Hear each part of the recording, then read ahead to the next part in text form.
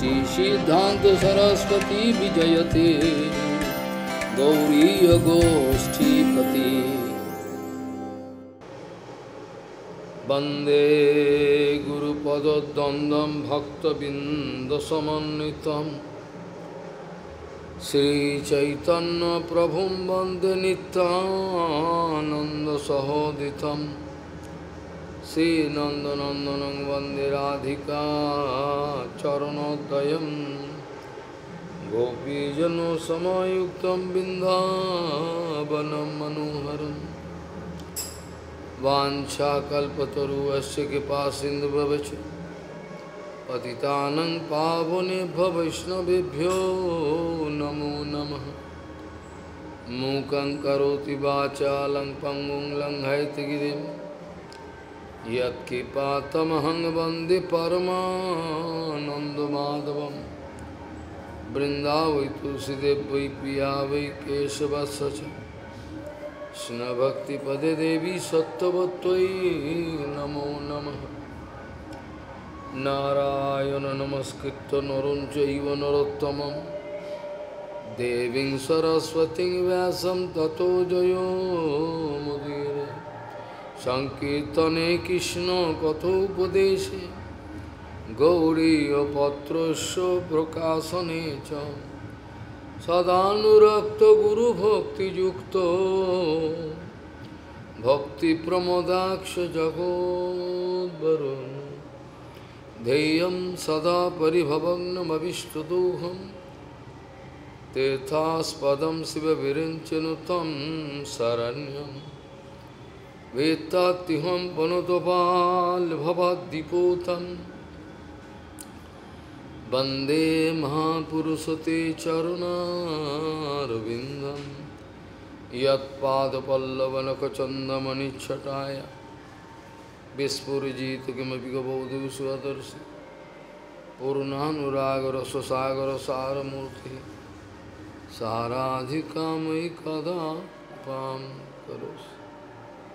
श्रीकृष्ण चैतन्य प्रभु नित्यानंद श्री अद्वैत गदाधर शिवसदी गौरभक्तबिंद श्रीकृष्ण चैतन्य प्रभु नित्यानंद श्री अद्वैत गदाधर शिवसदी गौरभक्तबिंद। हरे कृष्ण कृष्ण कृष्ण हरे हरे हरे राम राम राम हरे। आजानुलंबित भुजौ कनकावदातो संकीर्तनैकपितरो कमलायताक्षो ईशाम्बरो द्विजवरो जुगधर्मपालो वन्दे जगत्प्रियकरो करुणावतारो। हरे कृष्ण कृष्ण कृष्ण हरे हरे हरे राम राम राम हरे हरे। नमामि गंगे तव पादपङ्कजं सुरासुरैर्वन्दितो दीपरूपं भुक्तिं च मुक्तिं च ददासि नित्यं भावानुरूपेण सदा नरानं। गंगातरङ्गरमणीयजटाकलापं गौरी निरन्तरविभूषी त्ववानुभागं नारायणो प्रियमनङ्गमदापहारं वाराणसीपुरपति भज विश्वनाथं। वागीशजुष्वदने लक्ष्मीर्यस्य च वक्षसि यस्यास्ति हृदये संविहित त्वं नृसिंहमहं भजे। हरे Krishna Krishna Krishna Hare Hare Hare Ram, Ram Ram, Hare. Tavad bhayam dobinodehu suhit nimittam tavas priha paribhava vipulascha lobha tavad mamu iti asat avagraha arti moolam javan nate angrim avayam prabrinite lokaha. Tavad bhayam dobinodehu suhit nimittam tavas priha paribhava vipulascha lobha tavad mamu iti asat avagraha arti moolam javan nate angrim avayam Prabrinita Loka. Gauriya Goswami, Srila Bhakti Siddhanta Saraswati Goswami Paramahansa Jagadguru জানিয়েছেন মঙ্গলময় ভগবানের সমস্ত ব্যবস্থাই মঙ্গল। মঙ্গলময় ভগবানের সমস্ত ব্যবস্থাই মঙ্গল।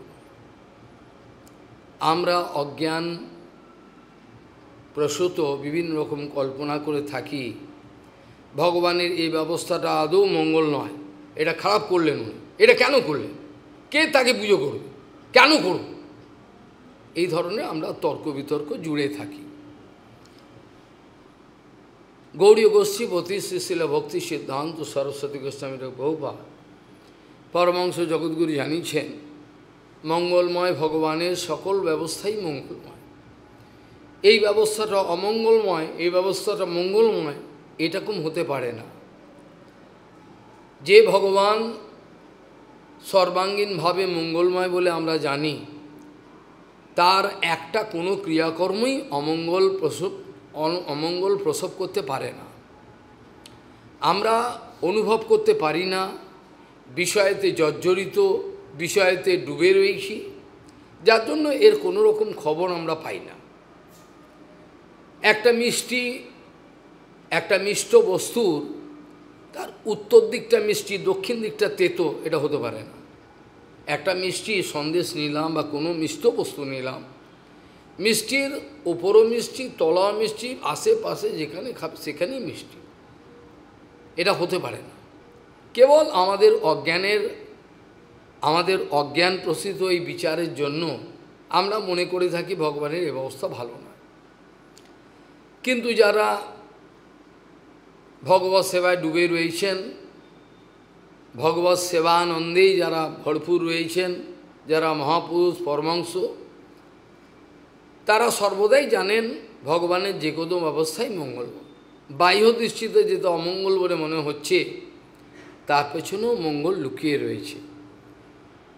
বদ্ধজীব যেটাকে মঙ্গল বলে গ্রহণ করে নিজে নিজে, তার পেছনে প্রভূত অমঙ্গল সৃষ্টি হয়। আর যেটাকে অমঙ্গল বলে ফেলে দেয়, তার পেছনে অপার মঙ্গলের সন্ধান লুকিয়েই ছিল, কিন্তু সে বুঝতে পারল না। এই অনুভব না করবার জন্য সে সম্পূর্ণভাবে বঞ্চিত হয়ে গেল। বিষয়াসক্ত চিত্তানাম কৃষ্ণাবেশ সুদূরতঃ। আমি বিষয়ের মজা লব, আমি বিষয়ের ফুর্তি নেব বিভিন্ন রকমভাবে, শব্দ স্পর্শ রূপ রস গন্ধ, চোখের আনন্দ নিয়ে নেব, মোবাইল খুলে এদিক ওদিকে সব আনন্দগুলো নেব, লুটে নেব, খাওয়া দাওয়ার, শোয়ার, তোয়াজ করার স্বরূপ, তার সঙ্গে সঙ্গে আবার ভগবানকেও পেয়ে যাব। প্রভুপাদ বলছেন এইসব ব্যক্তির আমাদের গৌড়ীয় মঠে প্রয়োজন নাই। যারা দগ্ধ উদর পূর্তির জন্য ভগবত ভজনের জন্য ব্যবস্থা করলেন না, শুধু কেবল অন্য অন্য সুবিধে আদি তাদের সঙ্গে আমাদের গৌড়ীয় মঠে তাদের কোনো প্রয়োজন নাই। এইসব ব্যক্তি চলে গেলে আমাদের গৌড়ীয় মঠের খরচা বেঁচে যাবে। প্রভুপাদ বলছে আমাদের খরচা অনেক বেঁচে যাবে, সব দরকার নেই, বেকার। এনে বলছেন মহাপুরুষগণের বিচার মহাজন যেন গত সপন্থা বলে থাকি, কিন্তু অনুভব করতে পারি না। মহাপুরুষের কাছে থেকেও আমরা বঞ্চিত হয়ে যাই। যে কোনোভাবেই আমাদের অনুভব করা উচিত। প্রভুপাদ বলছেন তত্ত্ব অনুকম্পাম সুসমীক্ষমান ভঞ্জান এব আত্মকৃত বিপাকম। আমি আজ যে এই অবস্থায় পড়ে গেছি, এটা আমার নিজের কর্মফলেতে আমি পড়েছি, এর পেছনে ভগবানের তো কোনো কিছু করার নেই। আমি আমার কর্মফলেতে এই অবস্থায় পড়ে গেছি, যদিও পরমাংশ গুরু বৈষ্ণবের কোনোদিন কর্মফল থাকে না। পরমাংশ গুরু বৈষ্ণবের কর্মফল বলে কিছু থাকে না। এরা কর্মফল যেটা জড়জগতের তার বাইরের তারা থাকেন। শাস্ত্র বলছেন মানছা শুদ্ধ গুরু বৈষ্ণবের কোনোদিন কোনো কর্মফল ভোগ বা কোনো কিছু এইসব কর্মফল ভোগ তাদের নাই। ন জন্মকর্ম বন্ধনম বৈষ্ণবানাম চ বিদ্যতে। বৈষ্ণবগণের বাস্তবিক কোনো কর্মফল, তিনি একটা বিভিন্ন অপকর্ম করেছেন তার জন্য তার একটা ফল ভোগ করলেন, এটা হয় না। বাহ্য দৃষ্টিতে আমরা দেখি কোনো বৈষ্ণব অসুস্থ লীলা আবিষ্কার করছেন, জড়জগতের ব্যক্তিগণ অবিশ্বাস করেন তার যদি এতই তিনি যে অসুস্থ হলেন কী করে, এরকম ধরনের কথা বলে থাকেন। তাদের অবিশ্বাস দিনে দিনে বৃদ্ধি পেতে থাকে, আর তারা ভজন তো দূরের কথা, গুরু বৈষ্ণবের বিশ্বাস পর্যন্ত হারিয়ে ফেলেন। ভগবান আমাদের কাছে বাহ্য দৃষ্টিতে এমন এমন বিপদ, এমন এমন বিপরীত পরিস্থিতি উপস্থিত করেন, যাতে করে আমাদের ভগবানের উপর গুরু বৈষ্ণবের অবিশ্বাসটা চলে আসে। এ আসতে যাচ্ছিল, একটু বিশ্বাস হচ্ছিল আস্তে আস্তে, যে কিছু বিপরীত ঘটনা ঘটে গেল, সঙ্গে সঙ্গে কী হবে হরিকথা শুনে, আর লাভ নেই কিছু। দুবার গাড়ি খারাপ হয়ে গেল আমার মাঠের মাঝখানে, আর নিশ্চয়ই গুরু বৈষ্ণবের কোনো মহিমা নাই। এইভাবে ভগবান এই ধরনের বঞ্চনা করবার জন্য এগুলো করেন, বঞ্চনা করবার জন্য এগুলো ইচ্ছে করে করেন, তো এগুলো যেন অবিশ্বাস হয়ে চলে যায়। আর গুরু বৈষ্ণব তাড়িয়ে দেন, যা অন্য জায়গায় যা, যা। আমাদের গৌরকিশোর বাবা ওইদিকে যাও, ওখানে যাও। বৃন্দাবনে আমাদের এক বাবা ছিলেন, যদিও আমাদের গৌড়ীয় মঠের নয়, তিনি বেদান্ত জানতেন, আমাকেও ভালোবাসতেন। তিনি গুরু মহারাজের শতবর্ষে তিনি লিখেছেও, অনেকেই লিখেছেন। তিনি সত্যিই বেদান্ত জানতেন, আমাকে প্রচণ্ড ভালোবাসত। আমার ওই কথাগুলো ওর ছাত্ররা দেখাও হতো ওনার সঙ্গে। গুরু মহারাজের শতবর্ষে লিখেছেন অনেক। কিন্তু প্রশ্ন হলো, তার কাছে যখনই অন্য সব লোক আসতো বিভিন্ন রকম আদান প্রদানের জন্য, তিনি তাড়িয়ে দিতেন, ওখানে যা, ও নাম করা আচার্য, এই যে রাধাকুণ্ডের একেবারে বিরাট গোসাই, ওর কাছে যা, আমার কাছে কিছু নেই। কিন্তু সত্যি সত্যি উনি বেদান্ত জানতেন, বেদান্তর ব্যাখ্যা বুঝতেন। বাস্তবিক বেদান্ত যদি বর্তমান জগতে এখন তিনি বেঁচে আছেন কিনা জানি না, আমি বৃন্দাবনে গেলেও আর সময় হয় না, বলতে পারবো না। কিন্তু সত্যি তিনি জানতেন, বেদান্ত জানতেন। অনেকে আছে মুখে মুখে খালি বলেন। এইভাবেই দেখা যায় জগৎ বঞ্চিত হয়ে যাচ্ছে।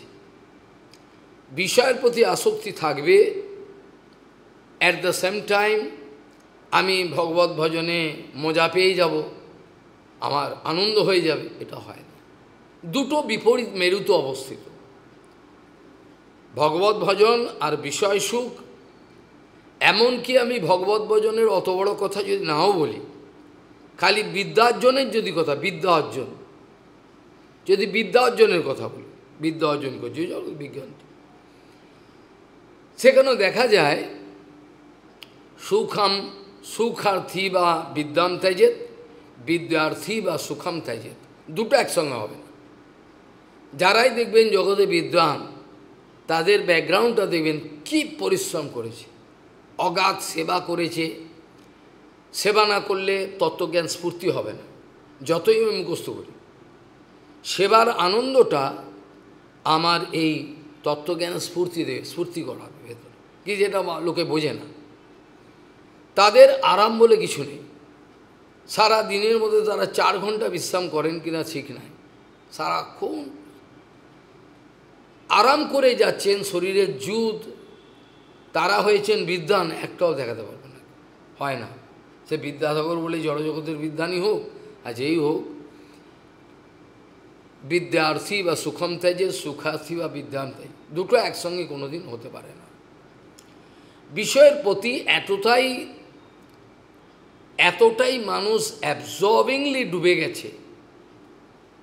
রয়েছে যে বিষয়ের সঙ্গে তদাত্মতা প্রাপ্ত হয়েছে। আমি ওকে ছাড়া বাঁচব না, আমি মরে যাব। আচ্ছা তাই নাকি? ওকে ছাড়া আমি বাঁচবই না, সত্যি কি তাই? ওকে ছাড়া আমি বাঁচব না, ওকে আমার পেতেই হবে, না আমি মরে যাব। এই যে মানুষের ভুল ধারণা, আত্মহত্যা করছে, বিভিন্ন ধরনের কুকর্ম নোংরামো করে ফেলছে, কিন্তু যদি একটু আত্মস্থ হয়ে বিচার করে, সত্যি কি তাই? এই বিষয়গুলো ছাড়া আমি বাঁচব না, বিষয়টা কি আমার সর্বস্ব আমাকে বাঁচিয়ে রেখেছে। কিন্তু এটি মানুষের ধারণা। বিষয়ের সঙ্গে তদাত্মতা প্রাপ্ত হওয়ার জন্য সেই বিষয় যখন ঘুচে যায়, তখন সে আত্মহত্যা করে বা এমনি অসুস্থ হয়ে পড়ে। বিষয় চিন্তা করতে করতে করতে ওই বিষয় কী ভাবছে, বিষয় ধ্যান করছে দিন রাত। এমন কোনো ব্যক্তি পাওয়া যায় না যে বিষয় চিন্তার বাইরে চলে গেছে। যারা মহাপুরুষ তারাই একমাত্র গেছে। তারা বাহ্য দৃষ্টিতে সংসারের মধ্যে রয়েছেন, থেকেও তারা এই সব চিন্তার মধ্যে নাই।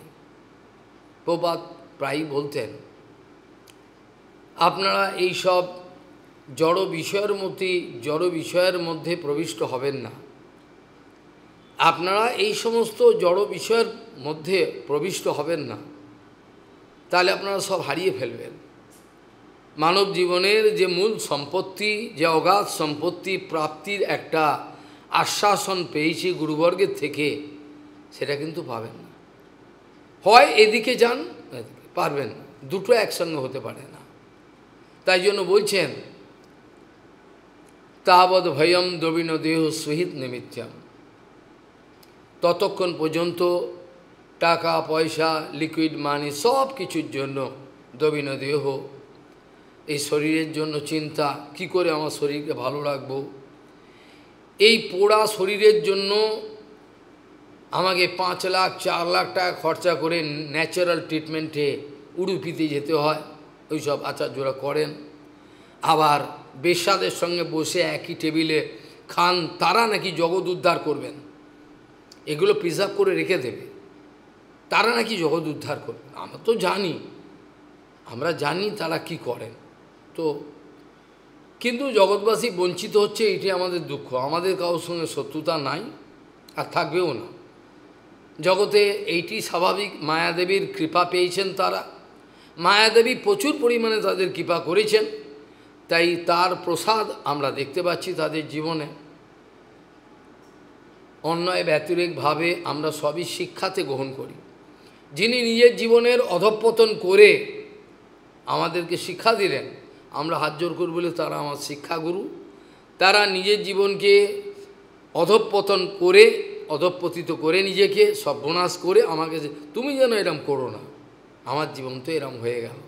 এই জন্য একজন পরমহংস অন্যায় বা ব্যতিরেক যে কোনোভাবেই সবাইকে শিক্ষাগুরু মানেন, কাউকেও তিনি শিষ্য বানান না। যদি ছোট ছোট ছেলে তাদেরকেও তিনি গুরু মনে করেন, ওদের থেকেও তিনি শেখেন। তারা কোনোদিন কাউকে শিষ্য মনে করেন না, নিজেকে গুরু মনে করেন না, শাসনকর্তা মনে করেন না। এইভাবে শ্লোক বলছেন, ততক্ষণ পর্যন্ত তাবৎ ভয়ম দ্রবিণ দেহ সুহিত নিমিত্তম তাবৎ স্পৃহা পরিভব বিপুলশ্চলোভা। বিরাট লোক, বিরাট শাস্ত্রের অনেক কিছু জ্ঞান অর্জন করেছেন, মুখস্থ, বিজ্ঞান পাননি, জ্ঞান অর্জন করে, বিজ্ঞান হয়নি। বিজ্ঞান মানে অনুভবের সঙ্গে যে জ্ঞান, মুখস্থ করেছে, শাস্ত্র অনেক জেনেছেন। সেই সব ব্যক্তির কোনো অনুভব বলে কিছু নাই। বিরাট পণ্ডিত, বাইরে থেকে পণ্ডিত মশাই বলা হয়। কত এরকম পণ্ডিত মশাই দেখলাম, তিনি ল্যাজে গোবরে হয়ে গেলেন, কাপড়টা খুলে গেল লোকের সামনে লজ্জায়। যখনই মানুষের ভেতরে লোভ থাকবে, জানবেন যখনই কোনো মানুষের ভেতরে লোভ বলে বস্তু, কোনো বস্তুর প্রতি আজ না হলেও কালকে পরাজিত হতে হবে, গোপনে গুপ্তভাবে টাকার প্রতি আমার লোভ রয়েছে, খাওয়ার প্রতি লোভ রয়েছে, কামিনী কাঞ্চনের প্রতি লোভ রয়েছে, প্রতিষ্ঠার প্রতি লোভ, আমাকে লেজে গোবরে হতেই হবে, হতেই হবে, আজ না হলো কাল। কোনো না কোনোভাবে তার দুর্বলতা ধরা পড়ে যাবে, কোনো না কোনোভাবে ধরা পড়বে, কত গোপনে থাকতে পারবে। এইভাবে তাদের সমস্ত ইজ্জত চলে যায়, সমস্ত ইজ্জত একেবারে মাটিতে মিশে যায়। ওই জন্য বলছেন তাব স্পৃহা পরিভব, পরিভব মানে পরাজয়। আমার ভেতরে যদি সামান্যতম কোনো কামনা বাসনা থাকে, ভোগের স্পৃহা থেকে, সে খাওয়ারই হোক, কামিনী কাঞ্চনে হোক, প্রতিষ্ঠায় হোক, অর্থে, যে কোনোভাবে থাকলেই আমার পরাজয় হবেই হবে, মায়াদেবী আমার পরাজয় করাবেই করাবে। আর যদি তা না হয়, যতই বাহ্যদৃষ্টিতে তার কোনো গৌরকিশোর বাবার নাম নেই, প্রতিষ্ঠা নেই, কিছু নেই, তাকে পরাজয় করাবার মতো, তাকে জগতের লোক অপমান করে, অপদস্থ করে এমন একটা পর্যায়ে নিতে চান, যেমন হরিদাস ঠাকুরকে, ছোট আমাদের নামাচার্য হরিদাস ঠাকুরকে, এইভাবে তার নামাচার্য হরিদাস ঠাকুরকে যে কোনোভাবে এমনভাবে তাকে অপমানিত করতে চান, যাতে সে সাধু সমাজে মুখ দেখাতে না পারে। কিন্তু ভগবান তো অন্ধ নয়, ভগবান অন্ধ নয়, ভগবান সর্বত্র উপস্থিত রয়েছেন, সর্বত্র। ভগবান এমন কোনো জায়গা নেই যেখানে নাই।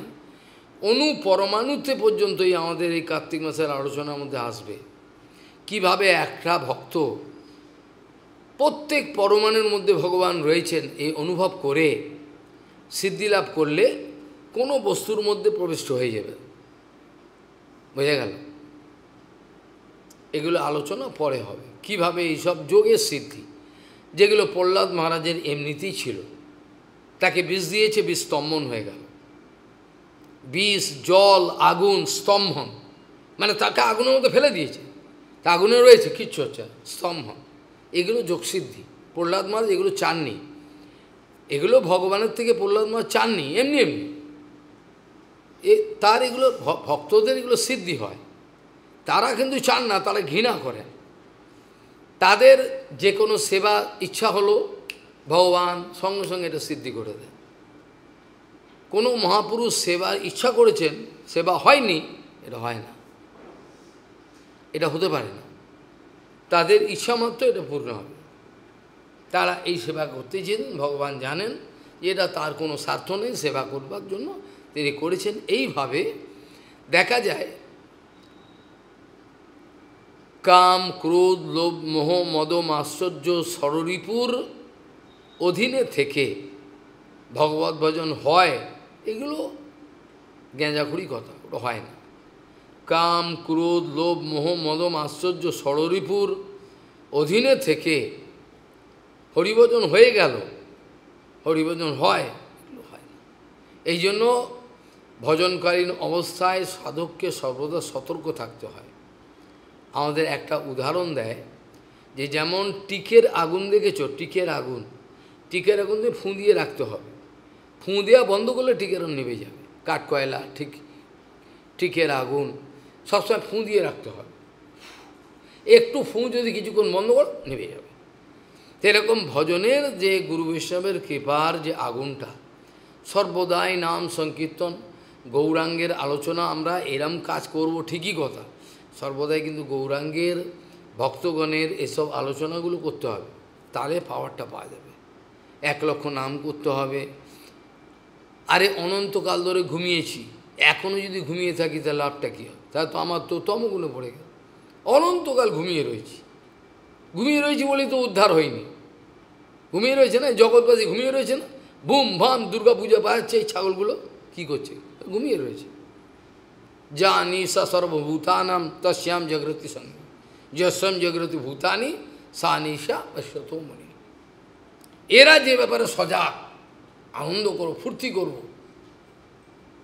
পায়রা উড়াবো, বাজি ফোড়াবো, এইসব করবো আমরা। সেই ব্যাপারে সাধু চোখ বুঝে থাকবে, নিষ্প্রিয়, কোনো ব্যাপারে স্পৃহা নেই। এখন বললে ওরা জগৎ থেকে চলে যাবে, এখন যদি অনুমতি দেবো জগৎ ওদের থাকার কোনো ইচ্ছা নেই। কী করবে এখানে থেকে থেকে কী করবে, কী জন্য থাকে? তারা কি লুটবে? কিছু ভোগ বিলাস কী নেবে তারা? এখানে তাদের কিছু নাই, খালি তারা পরমাংশ দৃষ্টিতে তারা নিত্য জগতের সঙ্গে যুক্ত থাকেন, প্রভুপাদ গুরুবর্গের সঙ্গে, তাই তাদের আনন্দ। না জগতে তারা তো কিছু পান না, এই জগতে কী আছে তাদের আনন্দ পাওয়ার কিছু নেই। সেই জন্য বলছেন তাবৎ ভয়ম দবিন দেহ সহিত নিমিত্তম, আমার মেয়েটার শরীর খারাপ, কি হবে? ডক্টর নাগ, আমি অনেক দিন আগেকার কথা বলছি, মাঝে মাঝে এই অভিজ্ঞতাগুলো মনে পড়ে যায়। একদিন গেছি, ডক্টর নাগ, তিনি সায়েন্টিস্ট, গেছি কল্যাণী ইউনিভার্সিটি কোনো কাজে, কোনো রিসার্চে, কোনো ব্যাপারে গিয়ে দেখি উদাসীন। স্যার আপনার কী হলো? বলে আর বলবেন না, আমার মেয়েটা একমাত্র খুব অসুস্থ রয়েছে। ওর বাড়িতেও আমি গেছি, পাইকপাড়া, টালা ফাট ছাড়িয়ে, অসুস্থ মেয়েটা। তা একটা মেয়ে অসুস্থ, ওর কাজ কাপ ছেড়ে দিয়ে বসে গেছে, পাখা চালিয়ে উদাসীন। তাই ভাবছি কতটা তন্ময় হয়ে যায়, ছেলে মেয়ে, স্ত্রী পুত্র, ভাই বন্ধু, টাকা পয়সা, বিষয় আশয়, ইত্যাদি কীরকমভাবে মানুষ জুড়ে, কী করে হরিভজন? আমি ভাবলে পরে আমার মাথা পাগল হয়ে যাবে, কী করে এত চেষ্টা করে আমি পারছি না হরিভজন করতে, ওরা বিষয় নাড়াচাড়া করে কী করে করে, কী করে করে? কি সম্ভব নাকি? এ তো অসম্ভব। বিষয়শক্ত চিত্তানাম কৃষ্ণাবেশ সুদূরত তাবস্প্রিয়া পরিভব বিপলস্বল। যতক্ষণ পর্যন্ত আমি আমার, যতক্ষণ পর্যন্ত আমি আমার বাঞ্ছা করব, যতক্ষণ পর্যন্ত এই আমি আমার এই অনুভবের মধ্যে ডুবে রয়েছে, যতক্ষণ পর্যন্ত আমি এবং আমার এই মধ্যে ডুবে রয়েছে, ততক্ষণ পর্যন্ত তার একটা অজানা ভয় তারা করবে, একটা অজানা ভয়। সে কিন্তু বলতে পারছে না কিসের জন্য, কিসের জন্য না, কিসের জন্য এত নার্ভাস হয়ে যাচ্ছে। শুদ্ধ গুরু বৈষ্ণবকে কোনোদিন নার্ভাস হতে দেখবে না, নার্ভাস তারা হয় না কোনো পরিস্থিতি। বিপরীত পরিস্থিতিতে তাদের কোনো রকমভাবে কিছু বলতে ইচ্ছা হয় না, কোনো কিছু ইচ্ছা হয় না, তো চলে যেতে ইচ্ছা, এটা আলাদা। কিন্তু তারা যে অন্য ব্যাপারে তারা বিষয়ে পড়ে গেল, এটা হতে পারে না। সেই জন্য একটা অজানা একটা ভয় তারা করে। সংসারে এমন কোনো লোক নেই যার একটা অজানা ভয় তারা না করছে, এটা হলে কি হবে, যদি এটা হয় আমি কোথায় যাব, কি করব, এরকম একটা অজানা ভয় তারা করে। তার কারণ হল তাদের পরিপূর্ণ বিশ্বাস নাই।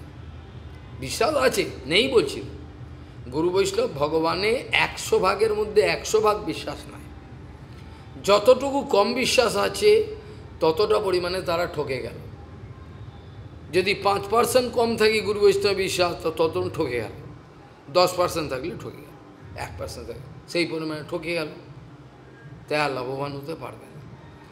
আমি বিগত সপ্তাহেতে আলোচনা প্রসঙ্গে বলছিলাম, ভক্তিবিনোদ ঠাকুর গীতার একটা শ্লোকের ব্যাখ্যা সুন্দরভাবে বলছেন। বলদেব বিদ্যাভূষণ, বিশ্বনাথ চক্রবর্তী, এরা তো যে কোনো বিষয়ের ওপর বিশেষ করে বিশ্বনাথ চক্রবর্তী বা বলদেব বিদ্যাভূষণ যেগুলো করেছেন, বলদেব তো আর ভাগবতের ওপর করেননি, যেগুলো যেগুলো টুকটাক করেছেন কোনো কোনো বিষয়ের ওপর তিনিও করেছেন। সহস্রনামের টিকা করেছেন, অন্য অন্য অনেক বিষয় করেছেন, জীব গোস্বামী গন্ধের টিকা রূপগোস্বামী অনেক করেছে। কিন্তু মহাজন করেছেন, তার উপর আমি আর কি বাহাদুরি করব, বিরাট বিদ্বান। সেখানে বলছেন ভক্তিবিনোদ ঠাকুর বলছেন যে জড়জগতের যে আমাদের যে বিষয়ে যে কোনো আমরা যজ্ঞ করে থাকি, যে কোনো যজ্ঞ, এটা কিন্তু একটা কবি সে বৈষ্ণব নয়, কিন্তু বৈষ্ণব সঙ্গ তার কোনো মতে একটু আধটু হয়েছিল। সেই জন্য এই বিশ্বযজ্ঞে তোমার নিমন্ত্রণ রইল, এটা গানে লিখেছেন। আমিও সে প্রসঙ্গে যাচ্ছি না, এগুলো আমার ভাবনা আসে যে এটা বুঝল কোত্থেকে। সত্যি কিন্তু বিশ্বে একটা যজ্ঞ চলছে, এটা বিরাট বিশাল একটা যজ্ঞ। কে বোমা তৈরি করছে, কেউ ট্যাঙ্ক তৈরি করছে, কেউ একে মেরে ফেলছে, কারখানা করছে, কল করছে, সব বিরাট একটা যজ্ঞ। এটা কিন্তু তোমরা অনুভব করতে পারছো না। এটাও কিন্তু এক ধরনের যজ্ঞ, কর্মযজ্ঞ চলছে, অনন্ত যজ্ঞ। কী করছে এরা? কিন্তু এর পরিণাম কি? এর পরিণাম কি এটা তার কিন্তু ভাবছে না। যেটা মাধব হাম পরিণাম নিরাশা, বিদ্যাপতি লিখছে, মাধব আম পরিণাম নিরাশা। বহুপাত এটা প্রায় হরিকথাতে বলতে। এই যা দেখছি, দেখে বোঝা যাচ্ছে এ কিছু হওয়া সম্ভব নয়। তথাপি আমরা আশার আলো জ্বালিয়ে রাখবো, আমরা নিরাশা হতে পারি না। মাধব হাম পরিণাম নিরাশা, আশা করা যায় না। হেন বলছেন, ভক্তিবিনোদ ঠাকুর লিখছেন যে এই যে বিশাল একটা যজ্ঞ হচ্ছে, পার্থ ভগবান শ্রীকৃষ্ণ অর্জুনকে বলছেন শ্রেয়ানুদ্রব্য মায়া যজ্ঞাত জ্ঞান যজ্ঞম পরন্তপা। কেন গো? জ্ঞানযজ্ঞ সবচেয়ে বড়। সর্বান খিলাম কর্ম জ্ঞানে পরিসমাপতি। যদি কেউ প্রত্যেকের নিজ জীবনের ব্যক্তিগত জীবনগুলো চিন্তা করে, আমি বাইরের কথা বলছি না, প্রত্যেকে যদি নিজ নিজ জীবনের ব্যক্তিগত অভিজ্ঞতার কথা চিন্তা করে, ছোটোবেলা থেকে জন্মাবার পর থেকে যেসব ক্রিয়াকর্ম করে এসছে, নেশার বশে বা যে কোনো বশেই ক্রিয়াকর্ম করতে বাধ্য হয়েছে, হুজুগে পড়ে, তখন জানতো না মায়া রয়েছে, কিন্তু সেই সব কর্ম করে তারা অনেকে ঠকে গেছে এবং বুঝেছে আমার জীবনটা নষ্ট হয়ে গেছে। আমার জীবনের এতগুলো বছর যে আমি শুদ্ধ গুরু বৈষ্ণবের সঙ্গে থাকলে আজকে আমি কত ওপরে চলে যেতাম, এ সুযোগ তো আসে না। অনন্তকালের ইতিহাসে এমন তো কোনো সময় ছিল না যে সময় আমি ছিলাম না। এইটি তো অর্জুনকে কৃষ্ণ বলছেন, অর্জুন এই অনন্তকালের ইতিহাসে এমন তো কোনো সময় ছিল না যে সময় তুমি ছিলে না, আমি ছিলাম না। খালি একটা কথা হলো, তুমি ভুলে যাও, আমি ভুলি না। তানি অহম বেদ নো জানাহা, আমি এগুলো জানতে পারি, আমার অনন্তকালের সব কিছু আমার মাথায় আছে, আমি সব জানি, কিন্তু তুমি ভুলে যাও। অর্জুন বদ্ধজীব নয়, যদিও তিনি কথাগুলো এভাবে বলছেন আমাদের শিক্ষার জন্য। ভক্তিবিনোদ ঠাকুর বলছেন অর্জুনকে আপনারা বদ্ধজীব মনে করবেন না, উনি যুক্তাত্মা, নিত্য পার্শ্বদ। কিন্তু ইচ্ছে করে ও অবস্থা না দাঁড় করালে গীতাটা হবে না। একজনকে একটা বোকা প্ল্যাটফর্মে না দাঁড়ালে ও প্রশ্ন করবে না, না করলে গীতা হবে না। এইভাবে ভাগবত গীতা অন্যান্য শাস্ত্র বিভিন্ন রকম হয়েছে। এটা ভগবানেরই একটা ব্যবস্থা, যাতে এই প্রশ্ন করে আর উত্তর দিতে হয়। যার জন্য এই প্রশ্নকেও গুরুদেব প্রশংসা করছেন না?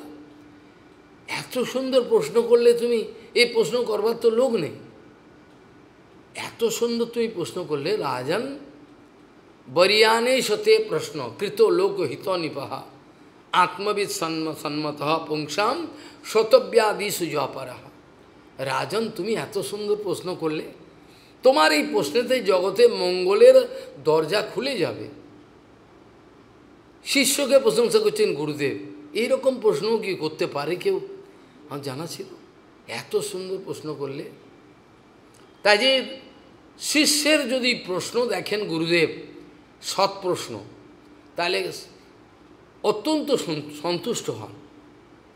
যখন দেখেন এর গোপন জিনিস জানতে ইচ্ছে হচ্ছে অনেক কিছু, পাকামো একটা আলাদা জিনিস, পাকামোটা আলাদা জিনিস, যেটা নিজের স্ট্যান্ডার্ড অনুযায়ী নিজের যে পরিস্থিতি যে পর্যায়ে সে রয়েছে, যেটা আমি সেদিন আলোচনা করছিলাম, সে অধিকারে যে নিষ্ঠাহা সগুণ পরিকীর্তিতা বিপর্যয় সুদোষাহা।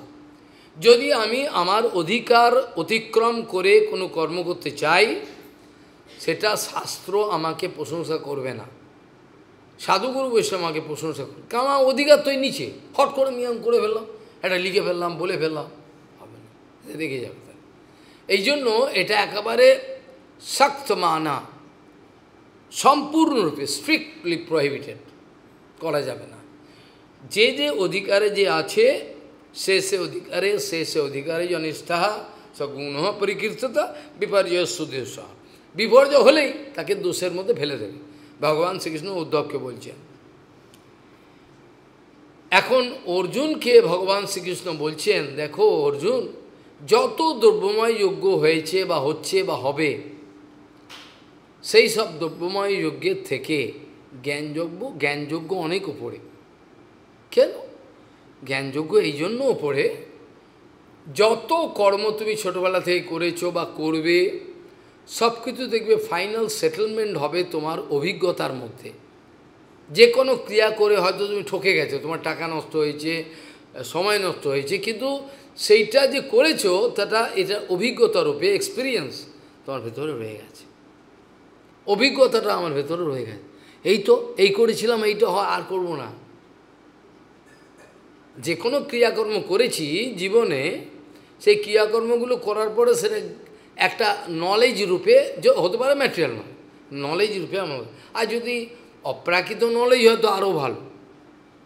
সেই জন্য ভগবান শ্রীকৃষ্ণ এখানে একটা কম্পারেটিভ স্টেটমেন্ট করছেন, শ্রেয়ানুদ্রব্যময়া যজ্ঞাৎ পার্থ জ্ঞানযোগ্য পরন্ত। জ্ঞানযোগ্য এর থেকে শ্রেষ্ঠ, কারণ যে কোনো কর্ম করবে তার ফাইনাল আউটকামটা যদি জ্ঞান রূপে না থাকে, তাহলে তোমার এটা ক্রিয়াকর্ম কী করবে? মূর্খের ক্রিয়াকর্ম, অনেকে এরম আছে, ক্রিয়াকর্ম করেছে আবার ভুল করছে, এরা নিয়ম, মূর্খের মতো কিছু করার থাকে।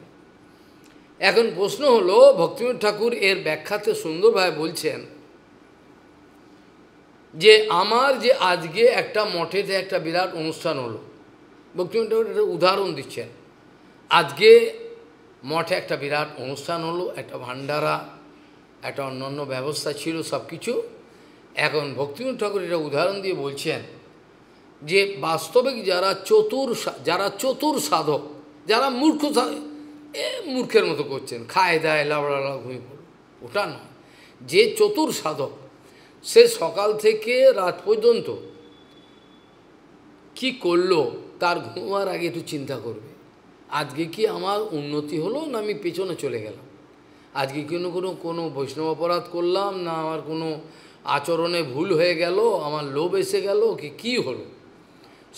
সকাল থেকে রাত পর্যন্ত আমি যে সেবা করেছি বলে অভিমান করলাম, তার মধ্যে কি করলাম, সেটার নেট আউটকাম কি। আমি যে সকাল থেকে সন্ধ্যে রাত পর্যন্ত আমি করলাম ঘুমার আগে, তার নেট আউটকাম কি, আমার কোনো ডিপোজিট খাতায় কি কোনো ডিপোজিট হলো? ভজনের যে ইনক্রিমেন্ট, যেমন ব্যাংকের ইন্টারেস্ট তুমি জানো না জানো, প্রতি মাসের কিউমিউলেটিভ ইন্টারেস্ট বলা হয়। এটা কিউমিউলেটিভ মানে আজকে তোমার ধরো 1,00,000 টাকা আছে, ইন্টারেস্টের যোগে পরের মাসে 1,05,000 হলো, এই 1,05,000 বরাবর ইন্টারেস্ট হয়, পরের মাসে হলো 1,12,000 হলো, সে 1,12,000 হলো পরে। এটা বলে কিউমিউলেটিভ ইন্টারেস্ট। আমরা অঙ্ক করতাম বিভিন্ন স্ট্যাটিস্টিক্স ইত্যাদিতে, এগুলো আমাদের জানা, খুব আনন্দ লাগবে, ভালো। এখন প্রশ্ন হলো এই যে চতুর সাধক সকাল থেকে রাত পর্যন্ত কি করলো, আমার কোনো কামিনী কাঞ্চন লোভ এসে পড়লো, নাকি কোনো ভুল হয়ে গেল, বৈষ্ণব চালাকি করলাম, কি করলাম, কতটা ঘুমালাম, কতটা সেবা করলাম, এটা কি ভালো হলো, এইভাবে একটা বিচার করে একটা সিনথেসিস আসে। যদি দেখা যায় সাধক নিজের জীবনে পেছিয়ে যাচ্ছে, দিনে দিনে শক্তি তার হ্রাস হচ্ছে, বাড়ছে না, যেমন তেজ বাড়ে, আমি যতটা আমার শরীরের প্রয়োজন সে অনুকূল দ্রব্য গ্রহণ করব, এর জন্য আমাকে পশ্চাত্তাপ করতে হবে না। এই জন্য প্রভুপাদ প্রায়ই হরিকথায় বলতেন যে যদি যতটা পরিমাণে আমার প্রয়োজন আমি সেটা গ্রহণ করি আমার শরীর রক্ষার জন্য, অধিক এবং কম দুটোতেই পরমার্থ থেকে বঞ্চিত হতে হয়। প্রভুপাদের ভাষায় প্রায়ই বলতেন হরি, আমি অধিক নিলাম কি নাকি কম নিলাম, অধিক নিলেও বিপদ হয়ে গেল, কম নিলেও বিপদ হয়ে গেল, পরমার্থ থেকে আমি বঞ্চিত হয়ে যাব, আজ না হলো কালকে। ঠিক ব্যালেন্স, আমার পারমার্থিক জীবনের অনুকূলে কতটা আমার গ্রহণীয়, কতটা গ্রহণ করলে আমার সব কিছু সঠিকভাবে চলবে, সব কিছু বুঝে করতে হবে। এটা না করলেই সেখানে বিপরীত হবে। ও পরমার্থ থেকে অধিকে নুন, অধিক বা নুনও যদি হয়, পরমার্থত চাপ কি বলতেন প্রভুপাদ, পেছনে চলে যাবে, তা হারিয়ে যাবে শক্তি। এই জন্য গুরু বৈষ্ণবের শক্তি বৃদ্ধি পেতে থাকে। কেন বিক্রি হয়? ওদের তেজ বাড়ে। কেন? ওরা কাউর এনার্জিকে নিজের সেবায় লাগান না। বোঝা গেল? কোনো এক সময়েতে তুমি বাড়িতে রয়েছ, মাও রয়েছে, গরম পড়েছে, হঠাৎ তুমি মাকে বললে একটা আম পুড়িয়ে একটা শরবত করো, তাহলে তোমার জন্য মাকে এনার্জি দিতে হলো, আমটাকে পোড়ালো, পুড়িয়ে শরবত বানালো, পুড়িয়ে তোমাকে দিল। তাহলে আমার যে সুখবোধ, আমার যে ভালো করে খেয়াল করতে আমি কী বলতে চাই, এগুলো আমরা কোনোদিন ভেবে দেখি না। আমার যে আজকে সুখবোধ হলো, এই যে পোড়া আমের শরবতটা খেয়ে যে সুখ হলো, আমার এই সুখবিধানের পেছনে মায়ের এনার্জিটা দিতে হলো। এইভাবে আমরা আমাদের আশ্রমে একে অপরের সর্বদা কৃতজ্ঞ থাকি। এটা প্রভুপাদ শেখাতেন, কিন্তু আমরা এটা শিখব না। আমরা অসুর হব, আমরা অসুর হব, এটা সংকল্প করেছি যে একজন করছে করছে, কী করে করছে তো আমি কৃতজ্ঞ, যেটা আমাদের আসে না। ওই জন্য আমরা বৈষ্ণব হতে পারি না। একটা বৈষ্ণব তা যদি একটা রুটিকা ওর থেকে নেয়, কী করে আনলো, কষ্ট হলো, এই জন্য পরিশ্রম করাতে চায় না কোনো রকমভাবে। এটা হলো বৈষ্ণব জগতের গুপ্ত ভজনের চাবিকাঠি। গুপ্ত ভজনের চাবিকাঠি বলে দিলাম। এবার যদি কেউ মাথা থাকে গ্রহণ করলো, না করলো। এই জন্য হনুমানজিকে বিন্ধ্যাচল পর্বত, তখনও মূর্তি থাকতো, হ্যাঁ মূর্তি, তা এবার জিজ্ঞাসা করছেন মন্দরাচল, জিজ্ঞাসা করছেন, আগে হরিকথায় বলেছি, বলছেন দেখুন বৈষ্ণব ধর্ম কাকে বলে, এক কথায় বলতে পারেন? অত কথা তো মাথায় ঢুকবে না। আমরা পাহাড় পর্বত, আমাদের বুদ্ধি কম, স্থাবর জঙ্গম। এই তো হনুমানজি এক কথায় বললেন, কৃতে প্রতিকৃতম এইস ধর্ম সনাতন। সনাতন তাকে বলে যে ধর্মেতে সবসময় একটা আমার জন্য এত করলো, আহারে এত কষ্ট করলো, অথচ কিন্তু সে নেয়নি নিজের সেবা, হয়তো গুরু সেবায় লাগিয়েছে কোনো সেবা, তথাপি যে পরিশ্রম করলো, এত কৃতজ্ঞ, মাথা নিচু করে। আর যারা অভিমানী, কী করেছে ও, আমি তো সব করলাম, টাকাটা কে দিল, আমি তো দিয়েছি, ও মনে করে টাকাটাই সব। এই ছাগল কুকুর মনে করে গুরু বৈষ্ণবকে টাকা দিয়ে কেনা যায়। এই যে সেবাটা করলো, এটা কি টাকা দিয়ে কেনা যায়? ও সেবাটার মূল্য কত? এই জন্য বৈষ্ণব, এই যে যেই জন্য আমরা প্রতিবাদগুলো করছি, কৃতজ্ঞতা বলে আপনার জীবনে কিছু নাই। আপনি পশুর থেকেও নিচে চলে গেছেন, আপনার কৃতজ্ঞতা তো থাকবে। গুরু বৈষ্ণব ভগবান আপনার যে টিভি হলো, এত কষ্ট পেলেন, তার নাম করবেন না, তাকে পশু বলবেন? এত বড় আপনার স্পর্ধা, লজ্জা হওয়া উচিত, আপনার গলায় দড়ি দেওয়া উচিত। আপনি আচার্যের কাজ করছেন, ঘেন্নার কথা। কি করে বলে পশু, যে তোর প্রাণ দিল নতুন জীবন। এই জন্য একটা খেয়াল রাখবে, বৈষ্ণব চিনতে গেলে গোপন কাবিগারি, আমি মাঝে মাঝে হরিকথা চিনতে গেলে দেখবে, যে সাধুর মধ্যে কৃতজ্ঞতা আছে, শিষ্যের প্রতি কৃতজ্ঞ, আরে করেছে, কত সেবা করল, এই যে করে, এই কৃতজ্ঞতা তার যার মধ্যে নেই, তাকে কোনোদিন বৈষ্ণব বলা যাবে না, সে সাধু হতে পারবে না।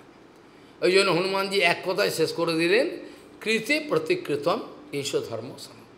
সনাতন মানে আমি কৃতজ্ঞ, আমাদের এত কিছু করেছে, এত কিছু করলো, আমি তো কিছু করতে পারলাম, আমি বেশি করে, আমি কত কিছু করেছি তোমার জন্য, তুই কি করেছো? এটা বৈষ্ণব ধর্ম, এটা অসুরের ধর্ম। এই জন্য আমাদের সমাজে, আমাদের এখন শিক্ষাকর্তা সব চলে গেছেন আগে, আমরা কাউকে আর মানবো না। আমাদের এখন উলঙ্গ নৃত্য, উদ্দণ্ড নৃত্য শুরু হয়েছে, আর কতদিন হবে এইসব। কাজেই ভক্তিনাথ ঠাকুর বলছেন, এক বাস্তবিক সাধক সকাল থেকে রাত পর্যন্ত কি করলেন, তার কি জমার ঘরে কি পড়ল, সেটা হিসাব করবে। আমি যে আজকে উৎসবেতে গেলাম, সেখানে আমি জানি রান্না হলো, তারপরে খাওয়া দাওয়া হলো, সবই হলো, কিন্তু নেট আউটকামটা সাধক চিন্তা করুন। আমি প্রণামী পেলাম 500 টাকা বা 8,000 টাকা বা 10,000 টাকা, এটা নয়। আমার নেট আউটকামটা, ওখানে কোনো মহাপুরুষ ছিল কি? ওই উৎসবের মধ্যে কি কোনো মহাপুরুষ ছিল যার একটা হরিকথা আমার কানে ঢুকেছে? ঢোকার পর আমার জীবন পরিবর্তন। আমি ওই ভান্ডারা থেকে যে 8,000 টাকা 10,000 টাকা প্রণামী নিয়ে এলাম, নেট কি নিয়ে এলাম? আমার তো অবনতি হয়ে গেল। আমি তো এই বিষাক্ত টাকাগুলো নিলাম, বিষাক্ত খাওয়াগুলো খেলাম, খেয়ে আমার জীবনে পারবে না, তারা ব্রহ্মচর্য রক্ষা করতে পারবে না। আমি লিখিতভাবে দিই স্ট্যাম্প পেপারে, যে আচার্যই হোক যা হোক, আমি ভাগবত সামনে নিয়ে বলবো, এত বড় আমার সব, কারণ পরীক্ষা করে আমি দেখে নিয়েছি, তো হয় না। মুখে বলে দেওয়া আর নিজের জীবনে আচরণ করা কত কঠিন। প্রত্যেকটা শব্দ যেটা বলছে সেগুলো নিজের জীবনে আচরণ করে বলা, এটা যে কত কঠিন, জীবন শেষ হয়ে যাবে। তবে তার এই কথার মধ্যে বীর্য থাকে, পাওয়ার থাকে, তবে সে মঙ্গলের অনুসন্ধান দিতে পারে, সে তা নাহলে হয় না। যাই হোক, ভক্তিমোহন ঠাকুরের এইটি একটা কথা, যে আজকে যে দ্রব্যময় যজ্ঞ, সবই তো দ্রব্যময়, সবজি কিনে আনলো, ডাল কিনে আনলো, ঘি, দ্রব্য তো বটে। আমি যে যজ্ঞটা করলাম, দ্রব্যযজ্ঞ না? আগুনটা হয়তো অনেক ওপরে উঠলো, ঠিক আছে, দেবতারা সন্তুষ্ট হলো, ঠিক আছে। ঘিটা পুজোবাসীর ঘি, একবারে হ্যাঁ, আসল গোমাতা, গির গোমাতা, যে গোমাতার দুধেতে সোনা থাকে, সোনা থাকে, পরীক্ষা করে দেখেছে। গির গোমাতা দুধ হয় হলদে কালারের, আর তাতে সোনা থাকে, পরীক্ষা করে দেখেছে। একটা গোমাতার দাম কত, বাপ রে বাপ। আর দেবতারা শুদ্ধ গোমাতার ঘি পেলে সন্তুষ্টই হবে ওরা। এখন এই যে তারা সন্তুষ্ট হলো, বা দেবতা ভগবান, কি তা দেবতারা সন্তুষ্ট হলেই বা আমার কী যায় আসে? আমার গুরু বৈষ্ণব সন্তুষ্ট হলো কি না? আর যে যজ্ঞটা হলো, তাতে কোনো চিৎ ভাবনা, 3বার বললাম, আমার চিৎ ভাবনার উন্মেষ হলো কিনা, বোঝা গেল না? আমার ইন্টেলেকচুয়াল বুদ্ধি বাড়ছে, সেটা অন্য কথা। আমার চিৎ ভাবনার উন্মেষ হলো, না চিৎ ভাবনার ঢাকা পড়ে গেল? চিৎ ভাবনা বুঝো, চেতনার উন্মেষ হলো, এটা বড় কথা। আচ্ছা, এই যজ্ঞটার পর কি কোনো হরিকথা হলো? হরিকথা হলো কি কিছু? ভালো হলো কি? ভগবান বলালেন।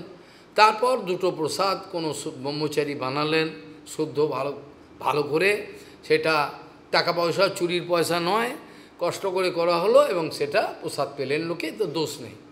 এই জন্য এই ব্যাপারের ওপর করোনা পিরিয়ডে ফরেন থেকে প্রশ্ন করেছিল, খালি ভান্ডারা উৎসবের উপর অনেক হরিকথা বলতে হয়েছে।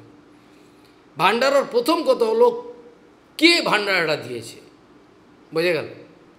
সর্বপ্রথম আমাকে ক্যালকুলেট করুন, যদি কোনো ভান্ডারার নেমন্তন্ন পান, সঙ্গে সঙ্গে আগে দেখবেন কে নেমন্তন্ন দিল। যদি দেখেন পরবুঝে মাধব গোস্বীমা, চোখ বুঝে চলে যাবেন। যদি দেখেন ভক্তিপ্রমোদ পুরী গোস্বীমা, আর আপনার চিন্তা করতে হবে না, চলে যাবেন। ডাল ভাত যা দেয় আপনি নিয়ে নেবেন। কারণ ওই মহাপুরুষ রয়েছেন, তার সংকল্প ভগবান বৃথা করবে না, ও সংকল্প বৃথা করবে না। উনি যে সংকল্প করেছেন, ভোগ দিয়েছেন, পূজারি হয়তো করছে, কিন্তু এখান থেকে মনে মনে সবই ভগবানকে যেহেতু নিবেদন নিচ্ছেন, গুরুপাদ মনে মনে সব দিতেন, প্রত্যেক মঠে যেতেন, প্রত্যেক দেব বিগ্রহ।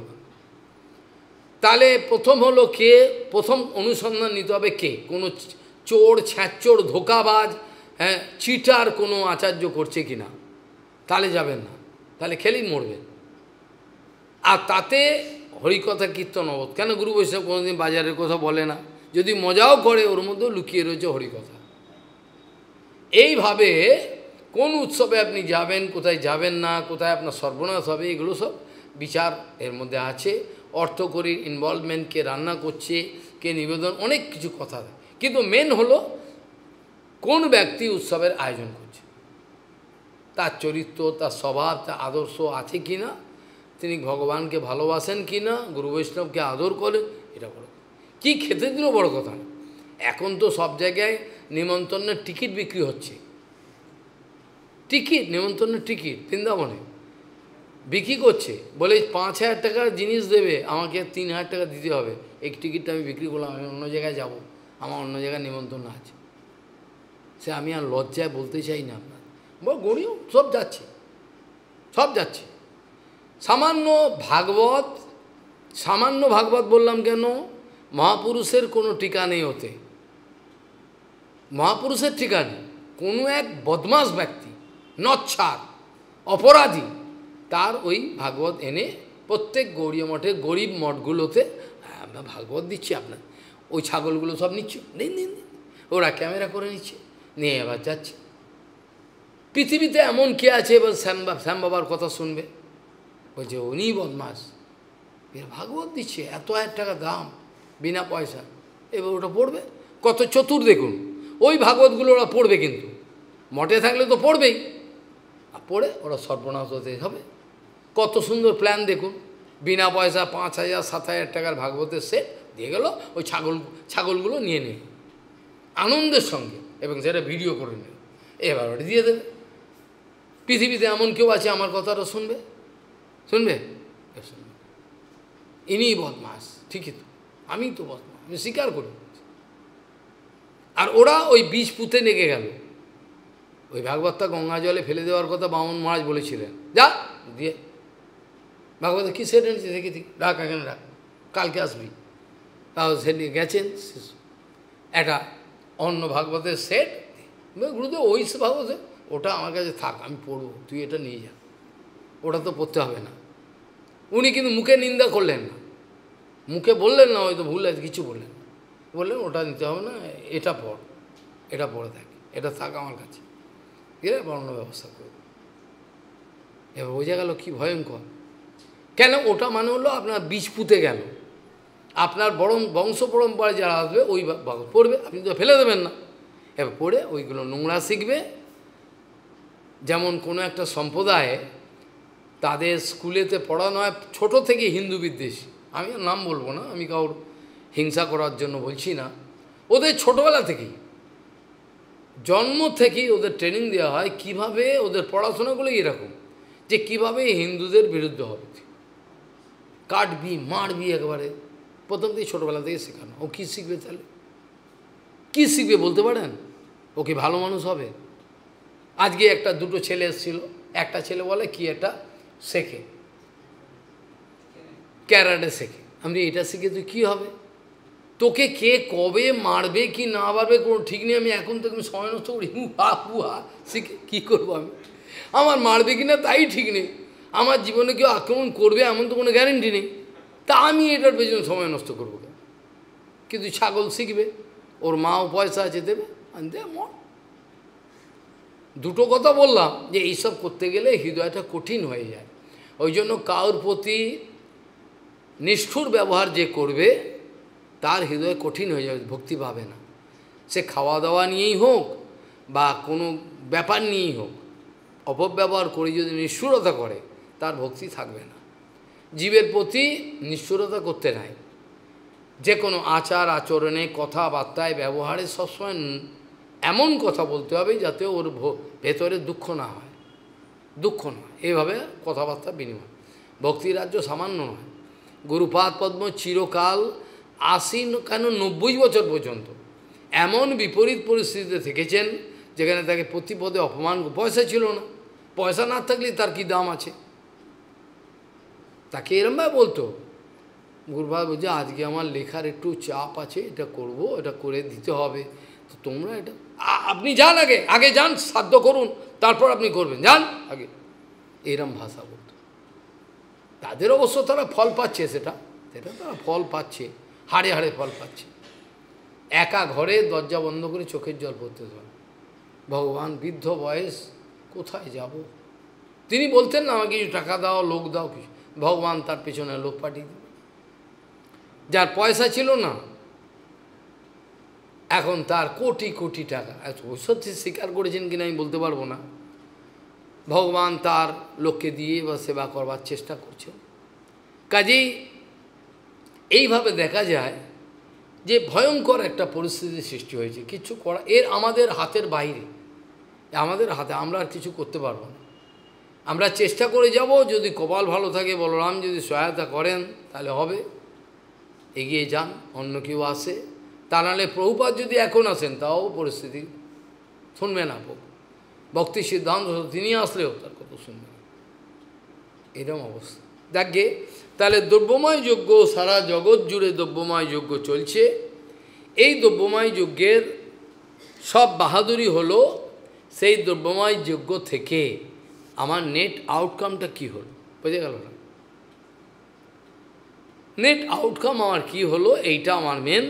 যদি আমার চেতনার উন্মেষ হলো না, আজকে আমার এই সকাল থেকে রাত পর্যন্ত ভান্ডারায় গেলাম, এত সাধুসঙ্গ করলাম, প্রণয় পেলাম, প্রসাদ পেলাম, হরিকথা, কিন্তু কোনো লাভ হলো না, আমি পিছিয়ে গেলাম, বুঝে গেল? তার মানে জানতে হবে সেখানে কোনো সারবস্তু ছিল না।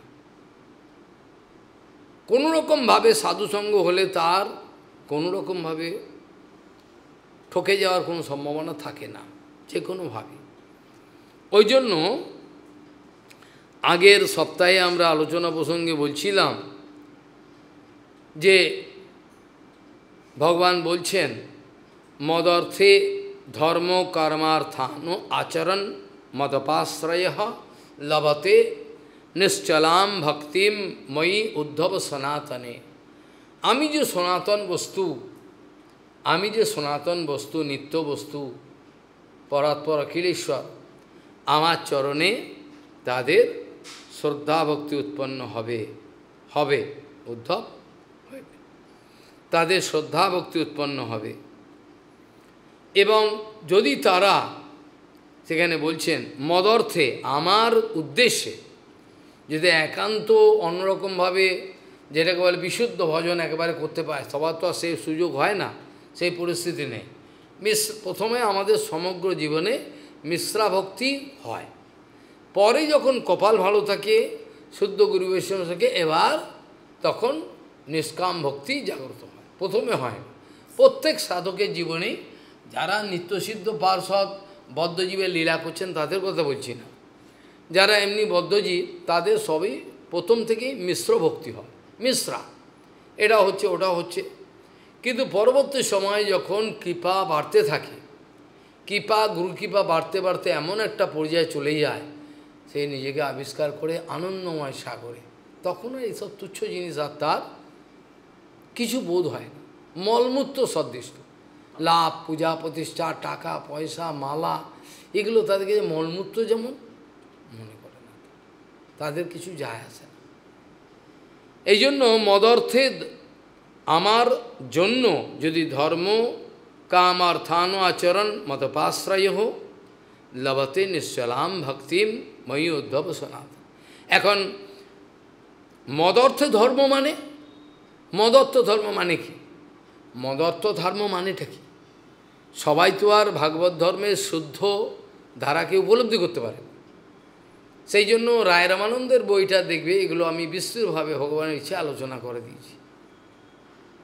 প্রথমে যখন শুরু হবে, তখন প্রথমে কর্মমার্গে ভাল লাগে, তারপর কর্মার্পণ হলো, কর্মার্পণ হয়ে যাওয়ার পরে তারপর আবার উঠছে, জ্ঞানের উপরে উঠল, তারপর দেখলো এটাও ভালো হচ্ছে না, তারপরে গেল, এই করতে করতে শুদ্ধ ভক্তি একবারে যাবে না, এটা গ্রেড আছে, বিভিন্ন রকম গ্রেড আছে। এই জন্য ধর্ম যদি বলা হয় তাহলে কি বুঝবো? কোনো একটা লোক গৃহস্থ আছেন, ভাগবত ধর্মের অত গোপন কথা বোঝেন না, সে কী করবেন?